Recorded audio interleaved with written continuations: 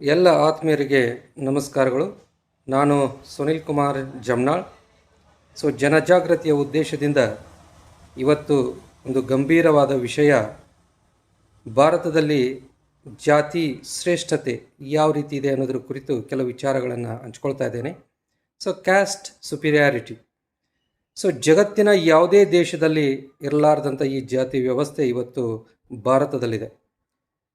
ಭಾರತದಲ್ಲಿ ಸುಮಾರು 6,000 ಜಾತಿಗಳಿದೆ, ಅನೇಕ ಉಪಜಾತಿಗಳಿದೆ. ಕರ್ನಾಟಕದಲ್ಲಿ ಸುಮಾರು 1,300 ಜಾತಿ ಮತ್ತು ಉಪಜಾತಿಗಳನ್ನು ಇವತ್ತು ನಾವು ನೋಡ್ತಾ ಇದ್ದೇವೆ. ಇವತ್ತು ಭಾರತದಲ್ಲಿ ಜನರು ಈ ಒಂದು ಜಾತಿಯ ಒಂದು ವಿಷ ವರ್ತುಲದಲ್ಲಿ ಸಿಕ್ಕು ನರಳುತ್ತಾ ಇದ್ದಾರೆ ಇವತ್ತು.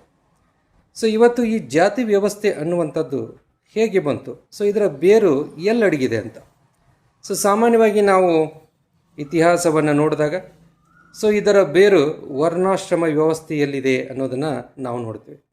ವರ್ಣಾಶ್ರಮ ವ್ಯವಸ್ಥೆ ಬ್ರಾಹ್ಮಣ, ಕ್ಷತ್ರಿಯ, ವೈಶ್ಯ, ಶೂದ್ರ ಅನ್ನುವ ವರ್ಣಗಳನ್ನು ನಾವು ನೋಡ್ತಾ ಇದ್ದೀವಿ. ಈ 4 ವರ್ಣಗಳಲ್ಲಿ ಬ್ರಾಹ್ಮಣ ವರ್ಣ ಶ್ರೇಷ್ಠವಾದದ್ದು ಅಂತ ನಾವೆಲ್ಲ ನಂಬಿದ್ದೇವೆ. ಅದೇ ರೀತಿ ಈ ಶೂದ್ರ ವರ್ಣ ಇದು ಕನಿಷ್ಠವಾದಂಥ ವರ್ಣ ಅಂಥೇಳಿ ನಾವೆಲ್ಲ ಇದನ್ನು ನಂಬಿದ್ದೇವೆ. ಯಾಕಂತ ಹೇಳಿದರೆ ಹಲವಾರು ಕಟ್ಟುಕತೆಗಳ, ಕಾಲ್ಪನಿಕ ಕಥೆಗಳ ಮೂಲಕ ಇದನ್ನು ನಮಗೆ ನಂಬಿಸಿದ್ದಾರೆ.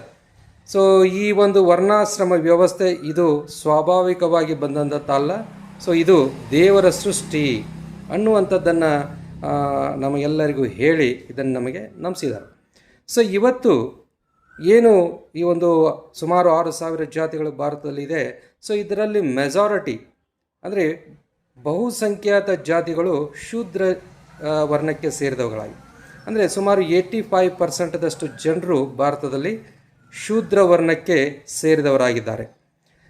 ಇವತ್ತು ಈ ಶೂದ್ರ ವರ್ಣ ಇವರ ಈ ವರ್ಣದ ಒಂದು ಕರ್ತವ್ಯ ಏನಂತ ಹೇಳಿದ್ರೆ, ಇವರದು ಮೇಲಿನ 3 ವರ್ಣಗಳ ಸೇವೆಯನ್ನು ಮಾಡೋದು ಅಂತ.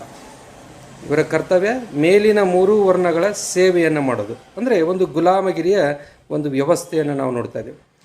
ಇಂಥ ಒಂದು ವ್ಯವಸ್ಥೆ ಭಾರತದಲ್ಲಿ ಇರುವಂಥದ್ದು ನಿಜವಾಗಲೂ ಭಾಳ ಅತ್ಯಂತ ಒಂದು ಕಳವಳಕಾರಿ ಮತ್ತು ಅತ್ಯಂತ ದುಷ್ಟ ಮತ್ತು ಅತ್ಯಂತ ಕ್ರೂರವಾದಂಥ ಒಂದು ವ್ಯವಸ್ಥೆ ಅಂತ ಹೇಳಿದರೆ ತಪ್ಪಾಗೋದಿಲ್ಲ. ಇದು ಒಂದು ರೀತಿ ಒಂದು ಒಡೆದು ಆಳುವ ನೀತಿ. ಈ ಜಾತಿ ವ್ಯವಸ್ಥೆ, ಈ ವರ್ಣ ವ್ಯವಸ್ಥೆಯ ಮೂಲಕ ಏನು ಈ ಜಾತಿ ವ್ಯವಸ್ಥೆ ಹುಟ್ಕೊಂಡಿದೆ, ಇದು ಒಂದು ಒಡೆದು ಆಳುವ ನೀತಿ.